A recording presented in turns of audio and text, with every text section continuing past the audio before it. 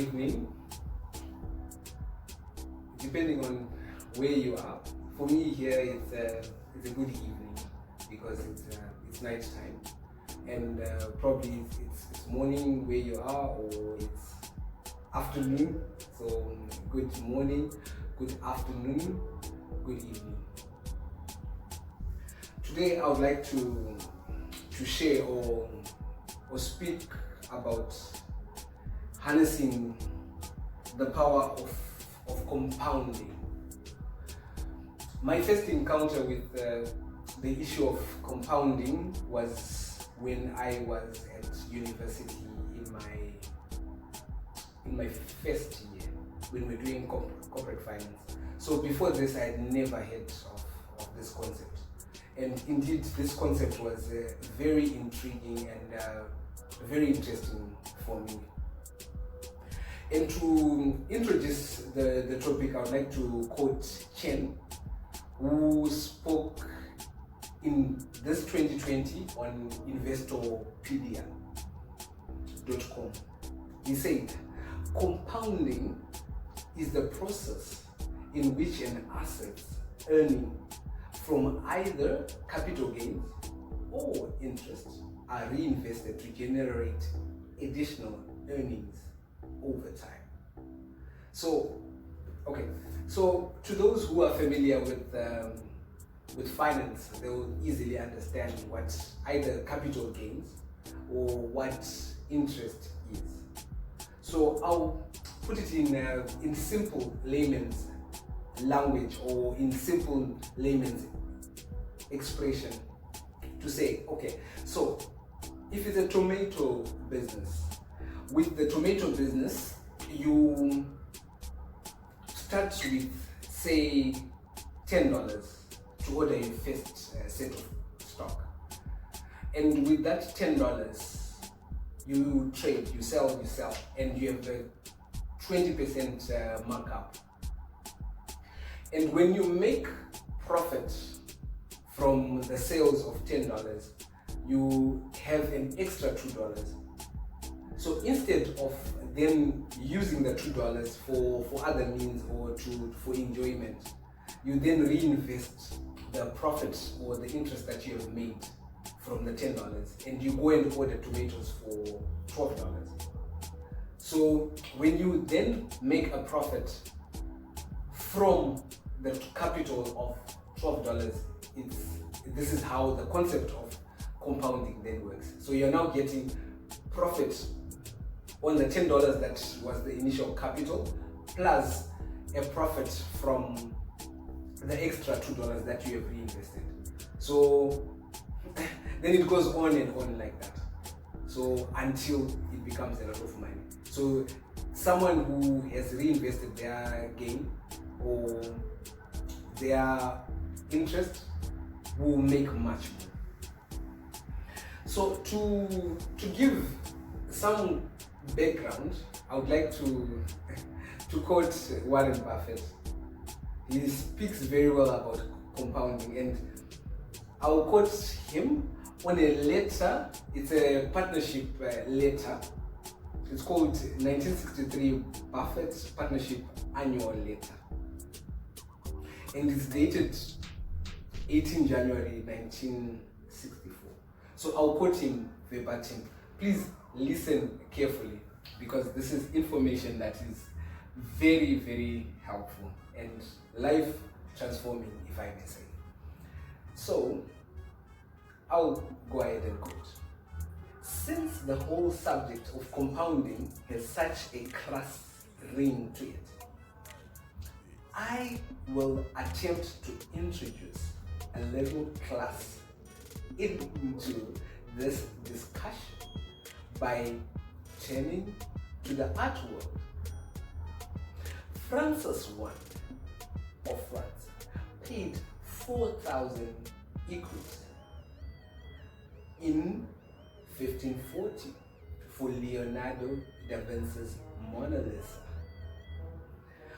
on the off chance that a few of you would not have kept track of the fluctuations of the equity. 4,000 converted out to about $20,000. If Francis had kept his feet on the ground and he and his trustees had been able to find a 6% after-tax investment, the estate now would be worth something over 1 quadrillion, or over 3,000 times the present national debt, all from 6%. I trust this will end all the discussion in our household about any purchase of painting qualifying as an investment. However, as I pointed out last year, there are other morals to be drawn here. One is the wisdom of living a long time.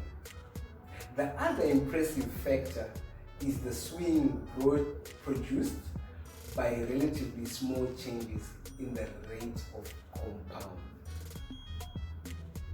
So Buffett then gives a table to illustrate how over 10, 20, and 30 years, interest of between 4 and 16% can differ.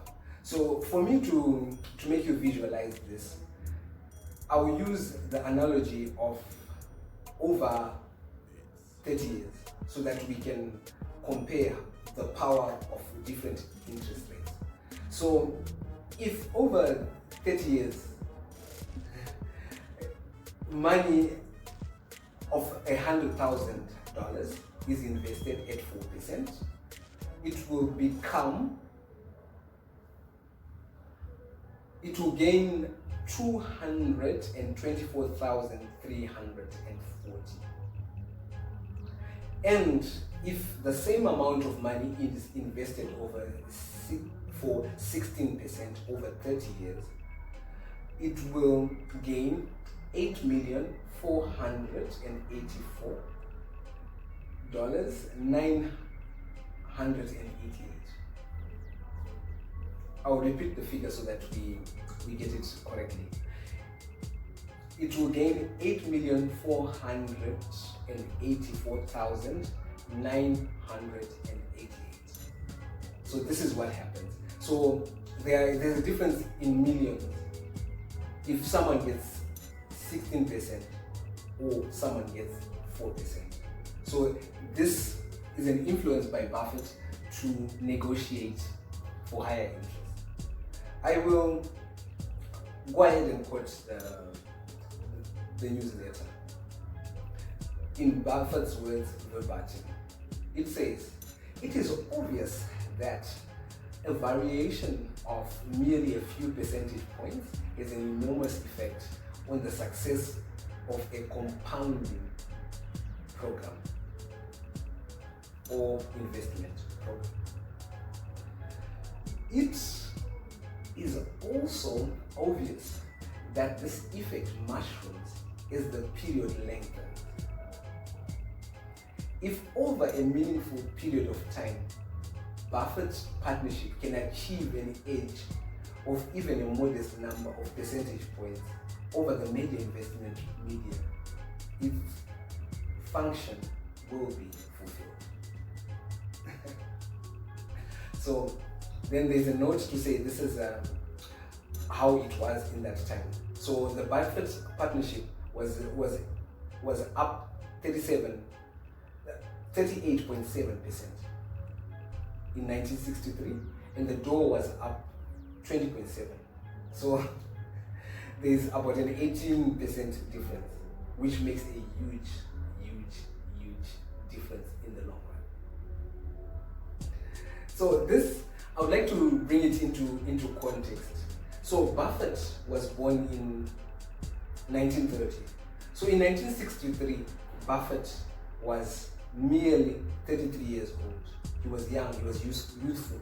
but he had a mind ahead of his time and influencing the generation that he was born with, who had faith to follow him on a way to success, on a way to eventually prosper. It's a different story now. Buffett is 89 to date, and it's a different story.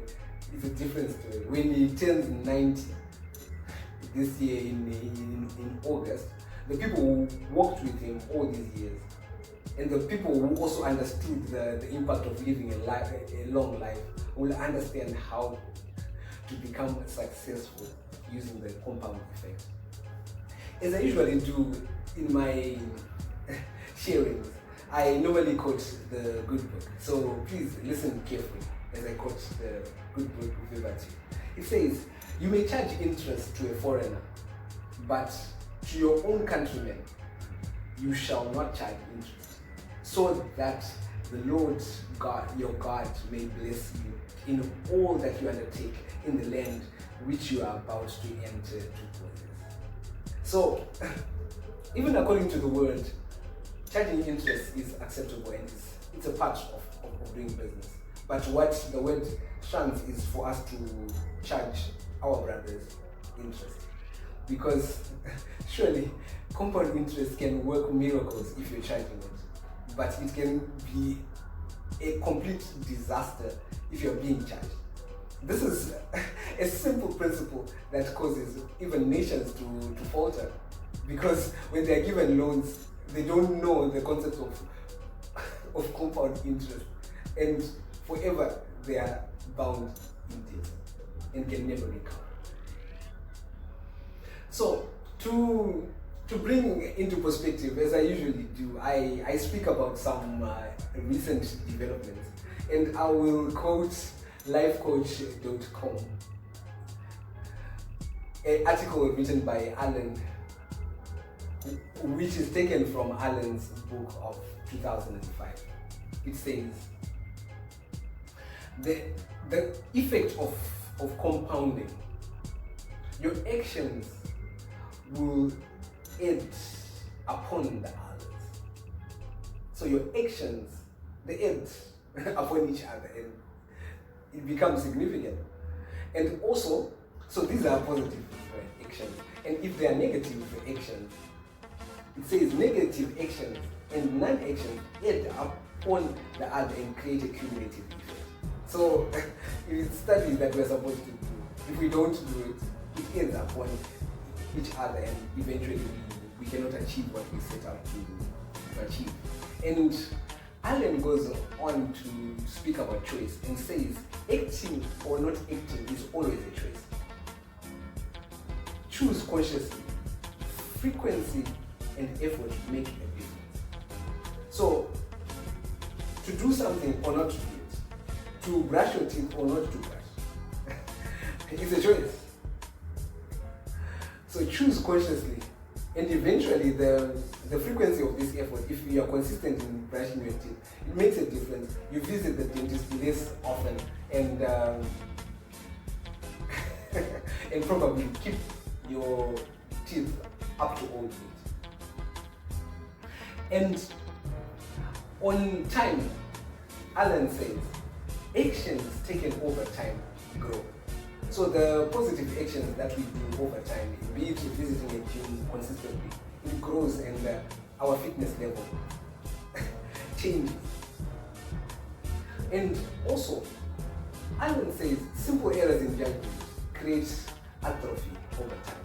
So if you are making small mistakes over time, you may end up in a divorce. And Alan gives some simple discipline that can help you and that compound into a positive effect over time. So I will read them to you or share them with you. So 1, reading 10 pages of a good book. This is a good action that you could take. So try to read 10 pages every day of a good book. Eating healthily.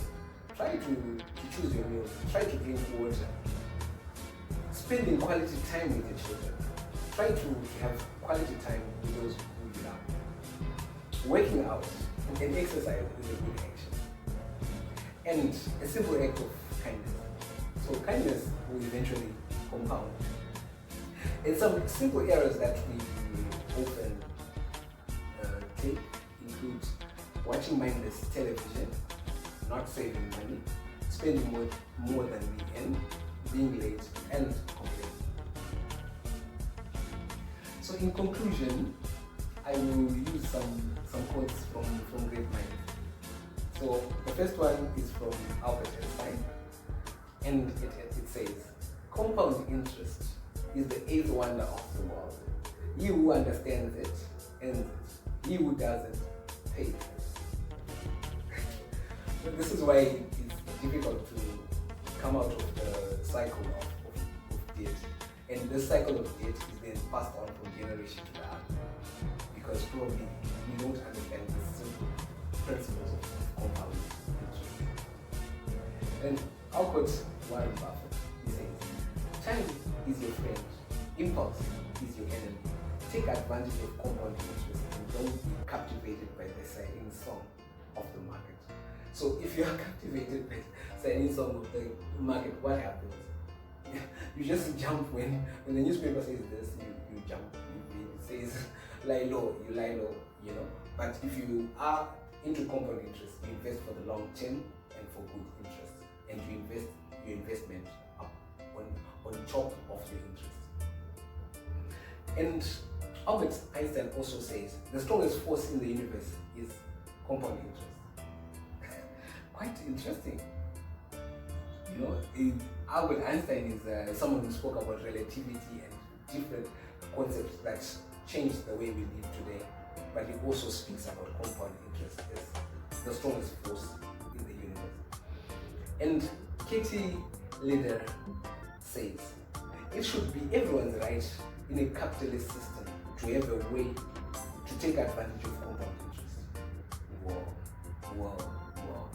It's your right to find a way to earn compound interest. And finally, James Surowiecki says, I think people don't understand compound interest because typically no one ever explains it to them. The level of financial literacy in the US is very low. So, I've explained compound interest to you. I hope you can compound the information that you got today to better your life financially, socially, economically, politically, and in all dimensions